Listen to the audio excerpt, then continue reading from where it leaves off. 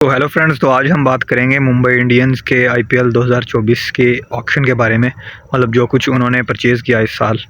तो अगर सबसे पहले अगर मुंबई इंडियंस की बात की जाए तो सबसे बड़ी हेडलाइंस तो ऑक्शन से पहले ही बन चुकी थी, जो ये थी कि हार्दिक पांड्या का ट्रेड। और एक ऐसा ट्रेड जिसके बारे में कोई नहीं जानता, एक अननोन प्राइस के बलबूते पर वो ट्रेड हुआ, जिसमें किसी को ये नहीं मालूम कि हार्दिक पांड्या की कितने में डील हुई विद मुंबई इंडियंस।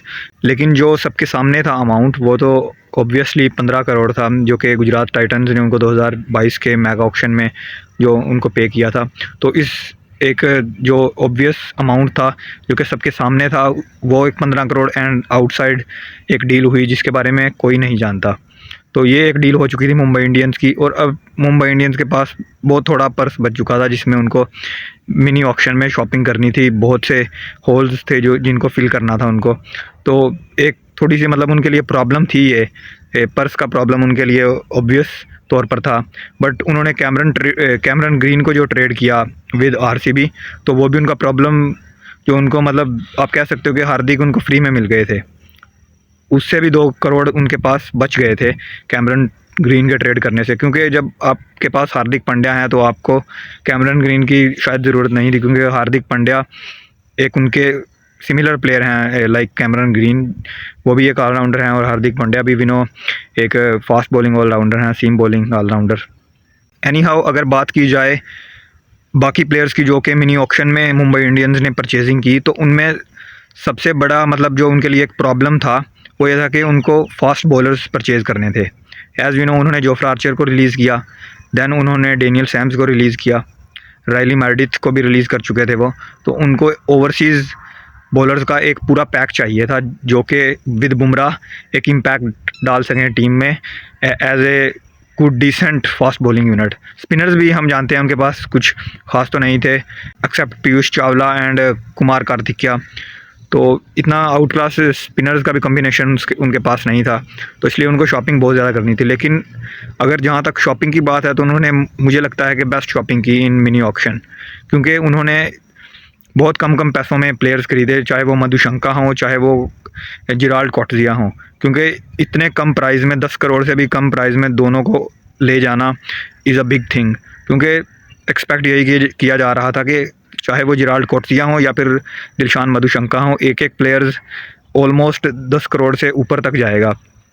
लेकिन हमें इसके बरक्स देखने को मिली बिल्कुल चीज़, क्योंकि स्पिनर्स भी वो ले सकते थे, एक्चुअली वनिंदु हसरंगा के साथ जा सकते थे, but Hasaranga as we knew कि हसरंगा की जो ऑक्शन में है वो थोड़ा जल्दी आ गए, और उनके पास बहुत ज़्यादा पर्स में अमाउंट नहीं था, जिसकी वजह से वो एक रिस्क लेते कि जिससे हसरंगा के पास बहुत ज़्यादा बिडिंग करते। तो इसलिए उन्होंने हसरंगा से मतलब नज़रें हटा कर रखी, और उनकी तरफ ज़्यादा कंसंट्रेट नहीं किया उनको पिक करने का।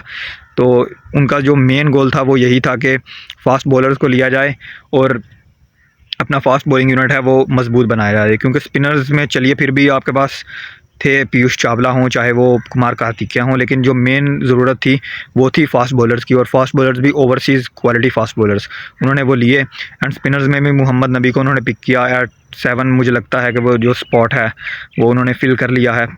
माइकल ब्रेसवेल की तरफ भी देख सकते थे आई थिंक, बट उनको चलिए वो तो अनसोल्ड गए हैं, उनको ज़रूरत नहीं पेश आई उनको लेने की। एंड देन अगर बात की जाए टॉप ऑर्डर में, तो पहले 5-6 इनफैक्ट 6 प्लेयर्स में तो उनको कोई ज़रूरत ही नहीं थी टिम डेविड तक, क्योंकि आपके पास ईशान किशन, रोहित शर्मा, तिलक वर्मा एंड देन सूर्या कुमार यादव, हार्दिक, और 6 पर टिम डेविड। ये तो आपके 6 ऑलमोस्ट कन्फर्म्ड हैं।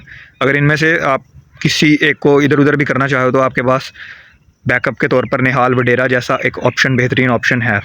तो इसलिए उनको जो टॉप में है, तो वो ना तो उनको ओवरसीज़ कोई चाहिए था प्लेयर, और ना ही कोई इंडियन चाहिए था।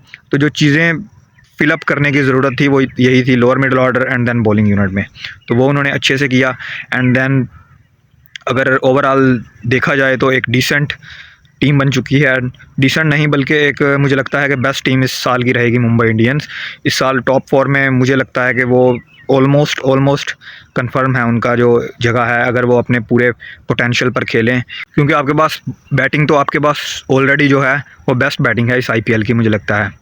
एंड देन अगर बॉलिंग की भी बात की जाए तो आपके पास जसप्रीत बुमराह, आकाश मर्दवाल, दैन मधुशंका, कॉटजिया, तो इस रूप में आपके पास फास्ट बॉलिंग भी है और रोमारियो शेफर्ड जैसे आपके पास बैकअप के तौर पर ऑलराउंडर भी हैं। स्पिन बॉलिंग भी डिसेंट हो चुकी है, जहाँ पर मोहम्मद नबी, पीयूष चावला आपको दिखेंगे।